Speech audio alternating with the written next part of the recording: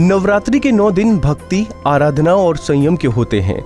हर एक व्यक्ति को इन 9 दिनों में माँ की उपासना जरूर करनी चाहिए। जो लोग नवरात्रि में व्रत रखते हैं उन्हें अष्टमी के दिन छोटी कन्याओं को हलवा, पूरी का प्रसाद खिलाकर ही व्रत खोलना चाहिए, यानी कन्या पूजन जरूर करना चाहिए, वरना व्रती को व्रत करने का कोई फल नहीं मिलता है।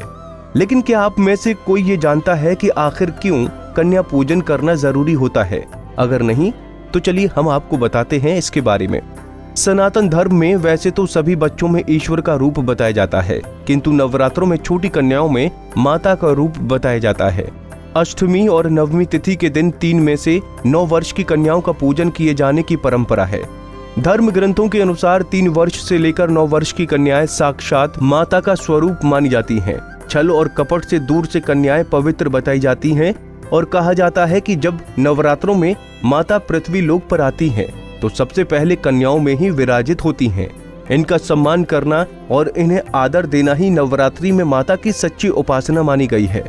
चलिए अब आपको बताते हैं कि 9 कन्याओं का ही क्यों किया जाता है पूजन।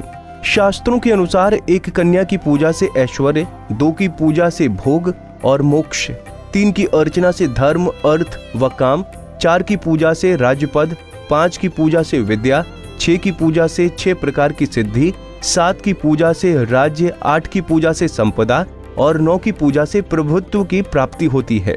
शास्त्रों में 2 साल की कन्या कुमारी, 3 साल की त्रिमूर्ति, 4 साल की कल्याणी, 5 साल की रोहिणी, 6 साल की कालिका, 7 साल की चंडिका, 8 साल की शांभवी, 9 साल की दुर्गा और 10 साल की कन्या सुभद्रा मानी जाती हैं।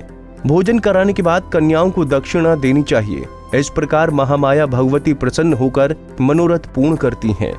नवरात्रि में अष्टमी और नवमी के हवन और कन्या पूजन का विधान है और देश काल परिस्थिति के अनुसार इस वर्ष भक्तिगण अपने घर में हवन यज्ञ का अनुष्ठान करें और कन्या पूजन में किसी संस्था के माध्यम से कन्याओं को कुछ जरूरी सामान दान करें।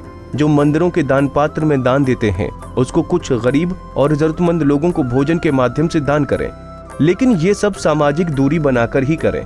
इसके साथ ही दान का फल तभी मिलेगा जब दाहिने हाथ से किया हुआ दान बाएं हाथ को भी पता न चले। कुंडली टीवी डेस्क से लता शर्मा की रिपोर्ट।